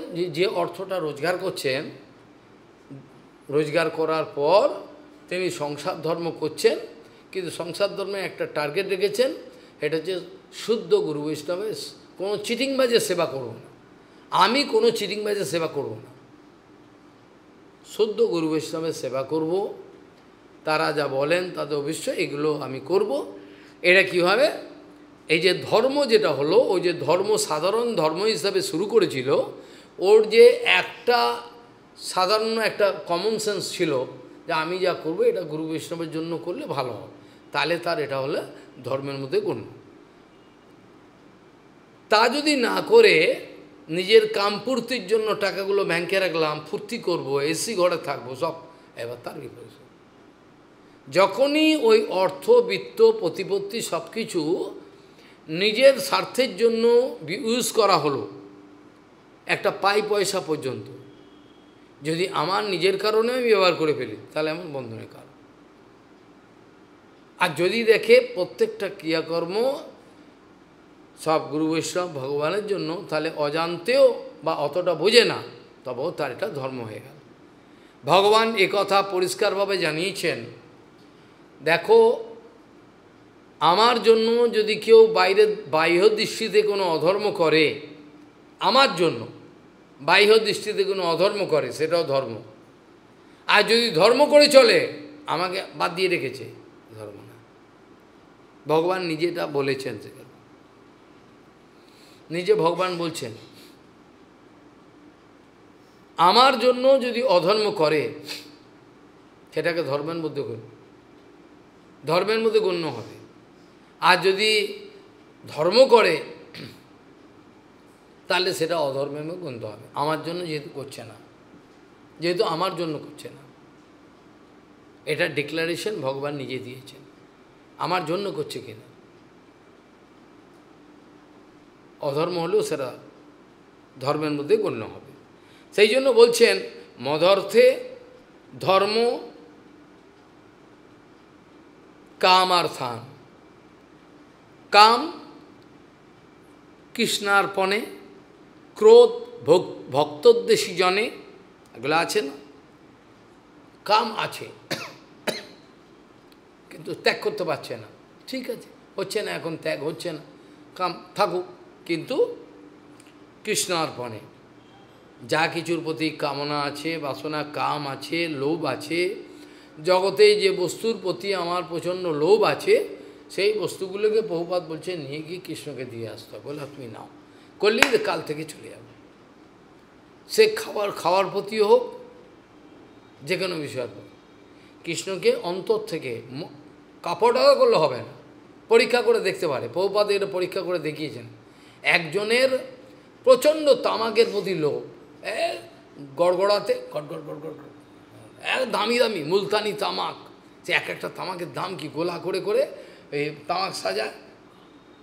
সেই ব্যক্তিকে প্রভুপাদ একদিন বললেন, বা আমি তামাক ছাড়া প্রভুপাদ আমি একদম থাকতে পারবো না, আমি মরে যাব।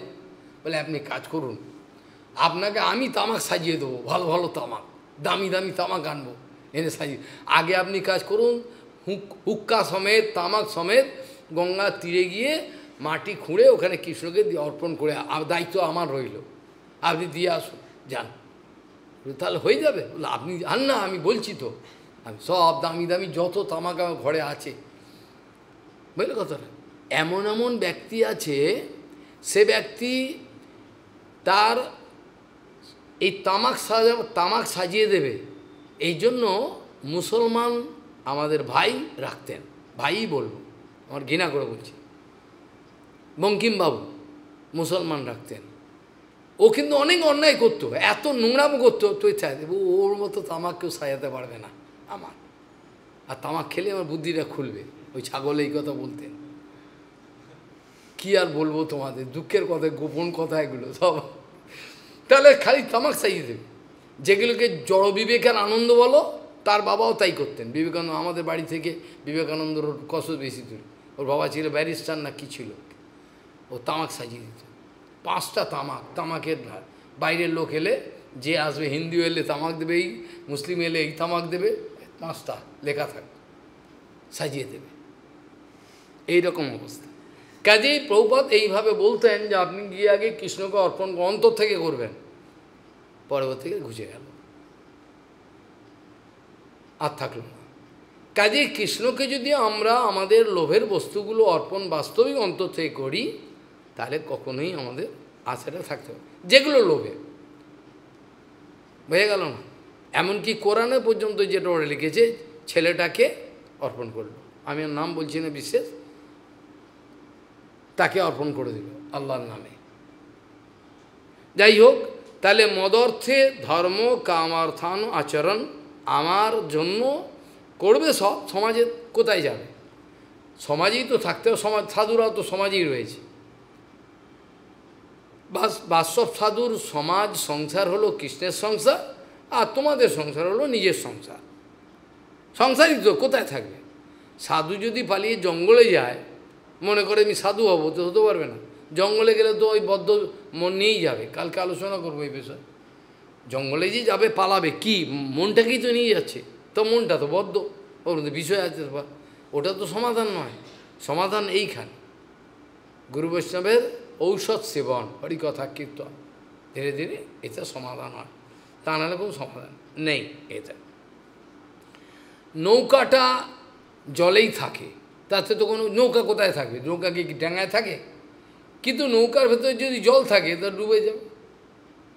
নৌকা তো জলেই থাকে, কোথায় থাকবে? কিন্তু নৌকার ভেতরে যদি জল ঢুকে যায়, তাহলে তো জল পড়ে নৌকাটা ডুবে যায়। সেইটা হচ্ছে, আমরা সংসারই আছি, কিন্তু আমাদের নৌকায় যেন না ডোবে, ভগবানের কাছে প্রার্থনা। কৃষ্ণের সংসার ভাসবে সবসময়, অথই সংসার সমুদ্রে আমরা ভেসে ভেসে ভগবানের কাছে চলে যাব। এইটাই ভগবান এবার বলছেন। এইবার এখানে ভগবান এইসব উত্তর দিচ্ছেন। পরবর্তীকালে আমি 25 পর্যন্ত আলোচনা করেছিলাম, এটা দিয়ে এবার 26-এ উদ্ধবজি এবার মহারাজ কি বলতে চাইছেন প্রশ্ন করছেন, ভগবানের কাছে সেই কথা আলোচনা করতে হবে। ভগবান বলছেন, দেখো সমস্ত এত যে কথাগুলো বললাম, এই সব কথা করতে হবে। আগে আগে আমি অনেক কথা বলেছি। এবং জিজ্ঞাসায়া অপেয় নানাত্ম ব্রহ্মাত্মনি, হ্যাঁ, উপারমেত বিরজম মনো ময়ি অর্পো সর্বগে, হ্যাঁ, যদি অনিশো ধারয়িত মনো ব্রহ্মণি নিশ্চলম ময়ি সর্বাণি কর্মাণি নিরপেক্ষ সমাচার। বলছেন না, যদি এটা না পারো তাহলে এটা করো, আচ্ছা এটাও যদি না পারো তাহলে এটা করো। বোঝা গেল কি বলো? বিভিন্ন একটা অল্টারনেটিভ বলছে। তোমার পক্ষে যদি এটা সম্ভব না, তাহলে এটা করো, এটা অন্তত এটা করে যে কোনো না কোনো দিন তোমার সময়। যদি অনিশো, যদি অনিশো মানে যদি তোমার সামর্থ্য না থাকে, যদি না পারো, যদি অনিশো ধারেতে মন ব্রহ্মণি, ব্রহ্মতে আমার ব্রহ্মতে নিশ্চলভাবে মন যদি ধারণ করতে না পারো, তাহলে একটা কাজ করো, ময়ি সর্বাণি কর্মাণি নিরপেক্ষ সমাজ, নিরপেক্ষভাবে হ্যাঁ আমার জন্য সব কর্মগুলো করে যাও। তা ঠিক আছে, আজকে না হলে কালকে তোমার হয়ে যায়। আচ্ছা এক কাজ করো, শ্রদ্ধালুর মত কথা শৃণ্বন সুভদ্রা লোক পাবনী গায়ন অনুস্মরণ কর্ম জন্ম চাভিনয়ন মুহু। আমার যে দিব্য জন্ম কর্ম আদি বিভিন্ন কর্মের যে উৎসব, বিভিন্ন হরিকথার উৎসব, এগুলো শোনো। আর শুনে যখন বেশি করে শুনবে তখন ঢেকুর আসবে, বেশি খেয়ে নিয়ে ঢেকুর আসবে এও করে, এরকম গায়ন অনুস্মরণ, এর তুমিও গান করবে। গুরুদেব বড় কৃপা কলি গৌরব বনমজে গদ্যমে দিয়ে চোষা, আজ্ঞা দিলাম রে এই ব্রজে বসে হরিনাম করো। গুরুদেব বলে যে আমি করছি, তাই কিনা? আমি কীর্তন করছি না, অনুকীর্তন করছি। প্রত্যেকটা কথা গুরুবর্গের আনুগত্যে কুকুর ভেবে নিজেকে প্রত্যেকটা কথা গুরুবর্গের আলোচনা করতে হবে, তার লাভ হবে না। আমি কর্তা, আমি বক্তা, এটা মৃত্যুর কারণ, অপমৃত্যু। তাহলে এইগুলো করব, আমার দিব্য কর্মজন্ম এগুলো সব করতে থাকো। তারপরে বলছেন মদর্থে ধর্ম কামার্থান আচরণ মদপাশ্রয় লভতে নিশ্চলাম ভক্তি ময়ি উদ্ধব সনাতন। কিন্তু উদ্ধব একটা কথা, সবচেয়ে বড় কথা কি জানো, কোনো বাহাদুরি আমাদের দেখাতে হবে না, একটাতেই বাজিমাত হয়ে যাবে। তুমি মূর্খ হও, পড়াশোনা জানো না, নিচু জাতি, সব হও, যদি তুমি সাধুসঙ্গ করে পারো। ভগবান এই কথাটা এখন বলছে, সৎসঙ্গ লব্ধ্যা ভক্তা ময়ী মাম স উপাসিতা সবৈ মে দর্শিতম সদ্ভীর অঞ্জসা বিন্দতে Padam. What you are supposed to get after giving so much energy that you can get very easily by sadhu sangha. ভগবান বলছে যেটা তুমি অনেক কষ্ট করে অনেক লড়াই করছো, কিছুতে নিজের উপর জয়প্রাপ্ত হতে পারছো না, তুমি যে ইচ্ছে করে নোংরামো করছো এটাও নয়, তোমার তর্ক করার ইচ্ছা নাই, কিন্তু হয়ে যাচ্ছে, বদ্ধবসায়গুলো হয়। এই জন্য গুরু বৈষ্ণব তার দোষ দেখে না, স্নেহ করে কাছে ডাকে, আদর করে বোঝায়। কেন বোকা বোঝে না, এইভাবে বোঝায় তাদের। তর্ক বিতর্ক, সেবা রাজ্যে তর্ক বিতর্ক, আমাকে কি গুরুদেব ঘাড়ের মধ্যে কি কিছু বোঝা চাপিয়ে দিয়ে গেছিল, তোকে এইগুলো করতে হবে, টাকা আনতে হবে। যে সেবাটা তিনি দিয়েছেন এই সেবাটা আনন্দের সঙ্গে। আমি যদি মনে করি গুরুদেব আমাকে বোঝা, আরে পড়া যায়, এগুলো এত পড়া যায়, তাই তো হয়ে গেল, তাহলে সেবাতে আনন্দ নেই। সেবাতে যে আনন্দ পায় এটা মুখের কথা নয়, গল্প কথা নয়, যারা জীবনে সেবার আনন্দ পেয়েছে তারাই জানে। যারা ভবিষ্যতে সেবার আনন্দ পাবে তারাও বুঝতে পারবে সেবাতে কি আনন্দ। যে সেবাটা গুরু বৈষ্ণব স্বীকার করবে, ভগবান স্বীকার করবে অন্তর থেকে, কেন সেবা মানে সেব্যে সন্ত।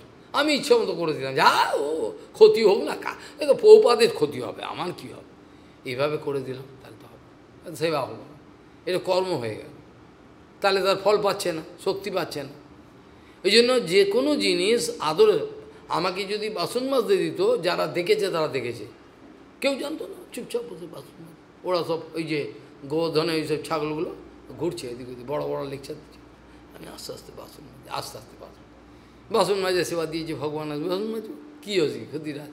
এই তো নৃসিংহ বলি তো জিজ্ঞেস করে আসো, ও বেঁচে আছে এখন, বাবা কী সেবা করতে হবে, বাসন মাজা। হ্যাঁ না জানি এসে কারোর সঙ্গে ঝামেলা লাগবে না, আর হরিকথা বলবো আর বাসন মাজবো, ভালো হবে। এখন ভগবান অন্য অন্য সেবা দিয়ে দিচ্ছেন, কী করবো আর, এগুলো করো, যে সেবা দেন সেটি ভালো। কাজেই সৎসঙ্গলব্ধয়া ভক্ত্যা ময়ী মাম সপাসিতা সবই মে দর্শিতম সদ্ভীর অঞ্জসা বিন্দতে পদম। যেটাতে উদ্ধব অতি অনায়াসে তুমি কৃতকার্য হতে পারবে, তোমার টার্গেটটা ফুলফিল হবে অতি অনায়াসে। এটা কি জানো, এটা হচ্ছে সৎসঙ্গের দ্বারা যে কৃপাটা তুমি পাবে, সৎসঙ্গের দ্বারা তুমি যে ভক্তিটা পাবে, তার দ্বারা তুমি যখন আমাকে সন্তুষ্ট করবে তাদের আদেশ নির্দেশ অনুযায়ী, তখন যে কি হবে এটা তুমি না করলে বুঝতে পারবে না। এই জন্য বলছেন সৎসঙ্গলব্ধয়া ভক্ত্যা। সেদিনকেও বলছিলাম কৃষ্ণ ভক্তির জন্মমূল হয় সাধুসঙ্গ। কৃষ্ণ ভক্তির জন্মমূলটাই সাধুসঙ্গ। কোথা থেকে পাবে? গুরুদেব কৃপা করলেন, তাকে লোকে চেনে না, বাইরের লোক। আমরা ইন্টারনেটে আস্তে আস্তে দিয়ে দেখি একটা মহাপুরুষ ছিল, কেউ চিনত না তাকে। তিনি যে কত বড় সাধু ছিলেন, ভালো, এরকম আদর্শমান লোকই পাওয়া যায়। আমাদের সেইগুলো তো বজায় রাখতে হবে। তার আদর্শ, তার কিছু কী সম্মান হলো, তাকে আমি গুরুদেবকে ভালোবাসি বলে দিলাম মুখে। কোনো হরিকথায় দেখেছো আমি গুরুদেবের নাম নিয়ে কিছু চেষ্টা করেছি লাভ পূজা পুজতে, একটাও পারবে না। হাজার হাজার হরিকথার মধ্যে বিভিন্ন ভাবে একটাও নেই আছে যেখানে গুরুদেব নাম নিয়ে আমি নিজে কিছু ফায়দা নেওয়ার চেষ্টা করেছি। বরঞ্চ নামটাই বেশি বলি না, যারা জানা জানবে কোন মহাপুরুষ কৃপা করেছে।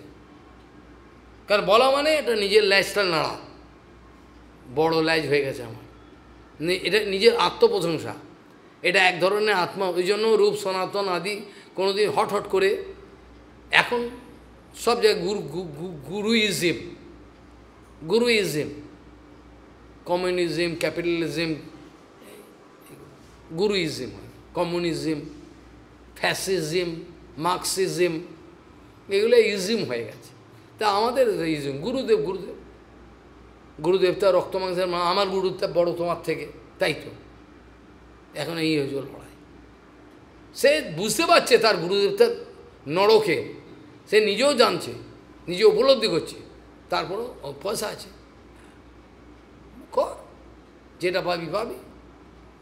এই জন্য বলছেন উদ্ধব সৎসঙ্গ লব্ধয়া ভক্তিয়া, সৎসঙ্গের ফলে যে ভক্তির তোমার হৃদয়ে জাগরুক হবে, ময়ী মাম সপাসিতা, এর দ্বারা তুমি যখন আমাকে আরাধনা করবে, উপাসনা করবে, সবই মে দর্শিতম সদ্ভীর অঞ্জসা বিন্দতে পদম।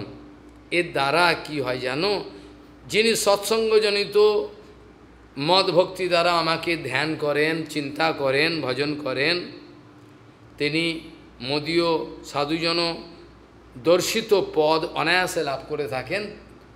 মহাজন যেন গত সপন্থ্যা, আমার গুরুদেব যদি ভগবানের কাছে দিয়ে থাকেন, পৌপাত গেছেন, গুরুদেব গেছেন, কেউ প্রমাণ করতে পারবেন না শ্রীল ভক্তিপ্রমোদ পুরী গোস্বামী ভগবানের কাছে যাননি, গেছেন নয়, যাননি প্রমাণ করতে পারবেন, গেছেন, তার হাজার হাজার প্রমাণ আছে। তাহলে বহুপাদের চরণে তিনি চলে গেছেন। এখন আমি যদি চিটার না হও, ধোকাবাজ না হই, আমাকেও তো সেখানেই যেত। কোথায় যাব? নরকে যাব। যদি খারাপ কাজ করে নরকে যাব, তা নাহলে গুরুদেব যদি ডেকে নেন তার কাছে যাব, শরীর ছেড়ে কোথায় যাব? ভগবানকে তো চিনি না, তিনি ডাকলেই থেকে না, ভগবান থাকবেন।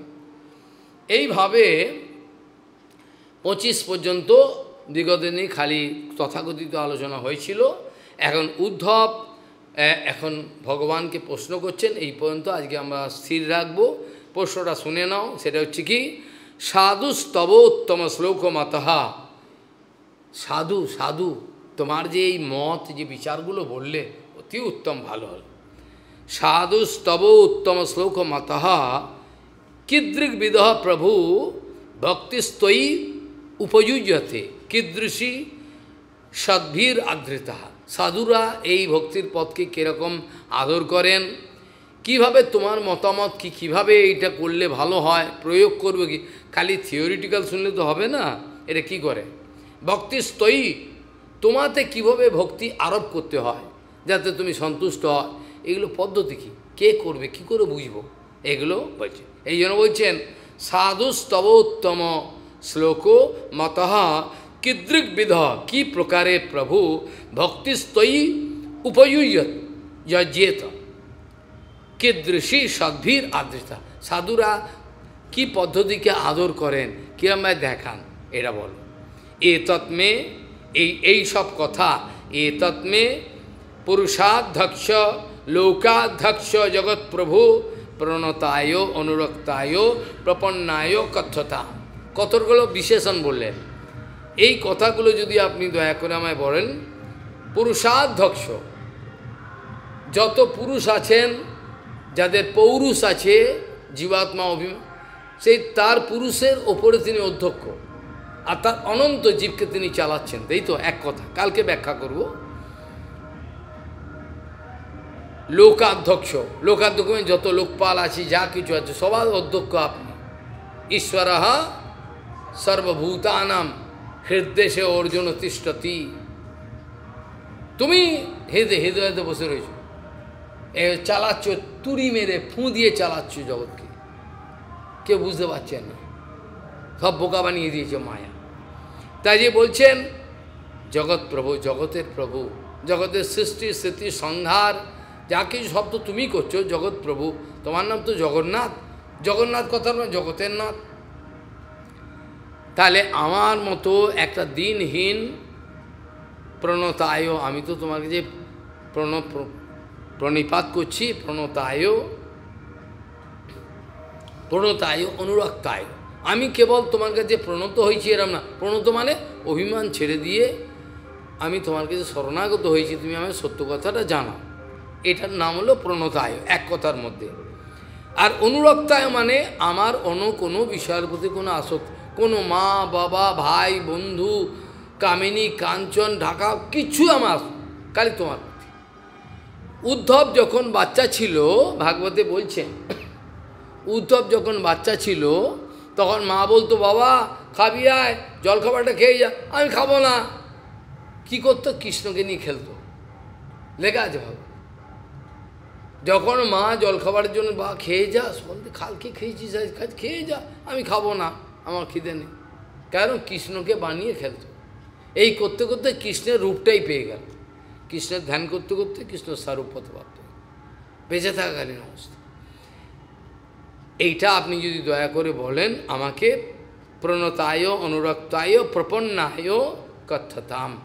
এই পর্যন্ত আজকে থাকলো, কালকে আবার আমরা। তাহলে কি দিয়ে শুরু করেছিলাম আমরা? তাবৎ ভয়ম দ্রবিণ দেহ সহিত নিমিত্তম তাবৎ স্পৃহা পরিভব বিপুলশ্চ লোভঃ তাবৎ মম ইতি অসৎ অবগ্রহ আর্তিমূলম যাবন নতে ভক্তিমভয়ম প্রপ্रणीत লোকঃ।